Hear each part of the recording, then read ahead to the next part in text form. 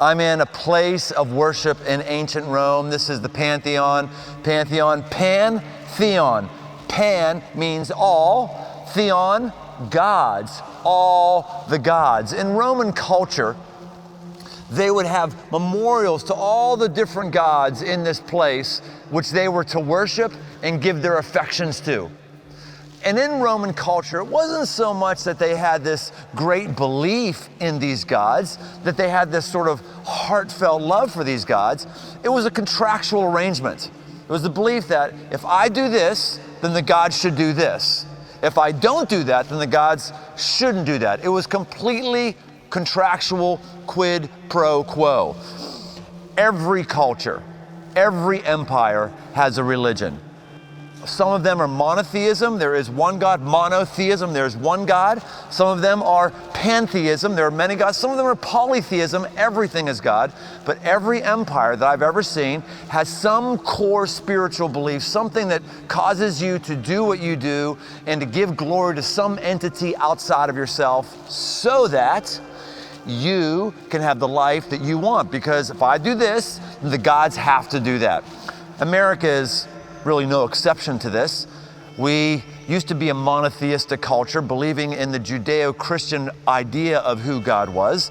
There's increasingly fewer people who line up with the Judeo-Christian monotheistic idea, but nonetheless, in America, we still operate by this contractual understanding with God, whether it's contracting with the God of the Bible or contracting with any other God. And our belief is, if I do this, then God should do that for me. Some of us worship our bodies. We worship our physical health. And if you want to find somebody who's really upset, find somebody who has cancer. All of us should be upset when we have cancer. But if you find somebody who's had this contractual arrangement with the God of their health, and they haven't smoked, they haven't done coffee, they work out 4 times a day or 4 times a week, they wear the right stuff, they eat organic, and then that person comes down with cancer, the worldview is detonated because I held up my view, I held up my end of the bargain, so was thoughts. So why is this stuff happening to me? And bitterness comes in. Most atheists in America that I interact with are atheists because they're bitter that the contract wasn't fulfilled by what they thought God should do. Most atheists I interact with are very angry. They're angry at the lot of life. They're angry with something that's taken place in their life because they didn't deserve it. Because I did this, and so therefore the God or gods should do this for me. But let's make no mistake about it. Every single person worships. If you're an atheist, you worship, and I'll allow atheists to speak for themselves instead of me speak for atheists. I'll just like to quote David Foster Wallace, a well-known atheist who ended his life later with suicide. Before he did that, here's what he said. In the day-to-day trenches of adult life, there is no such thing as atheism. And an outstanding reason for choosing some sort of God or spiritual type thing to worship, be it Jesus Christ or Allah, be it Yahweh or the Wiccan mother goddess or the Four Noble Truths or some infrangible set of ethical principles, is that pretty much anything else you worship will eat you alive. He's saying that if you worship Body Beautiful, it will eat you alive. It is bondage to keep yourself in tip-top physical health and expecting that God to always take care of you. If you worship at the altar of the stock market, it will eat you alive because every blip or every correction will utterly crush your identity. If you worship at the picture of Family Beautiful, the first time your child gets busted with weed, it will crush you because you thought you did everything and now this is happening.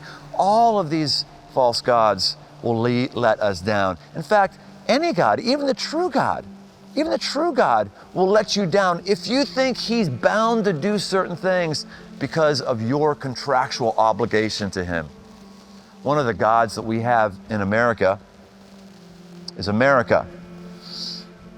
When I was telling people about this series that we were doing and setting up the premise that Rome as an ancient empire went away, and if we were into any earthly empire, it will go away. And as I explained that America is an earthly empire, It will go away. It's just a matter of time. My goodness, the blowback. Whew, the blowback I got was pretty profound.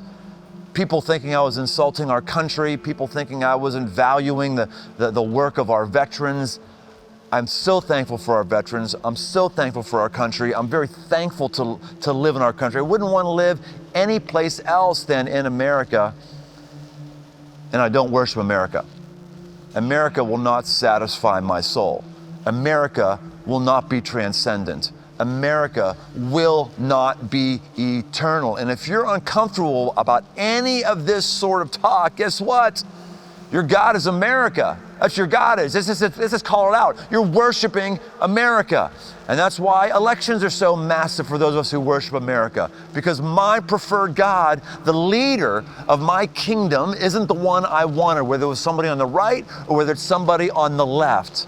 And every national crisis actually becomes a faith crisis, because the thing I'm standing on, the thing I'm worshiping, the thing that I'm giving my affections is letting me down. All of these gods, every last one that was in here, they're all gone. In fact, we can't even see their statues anymore. We've forgotten who these gods are in here.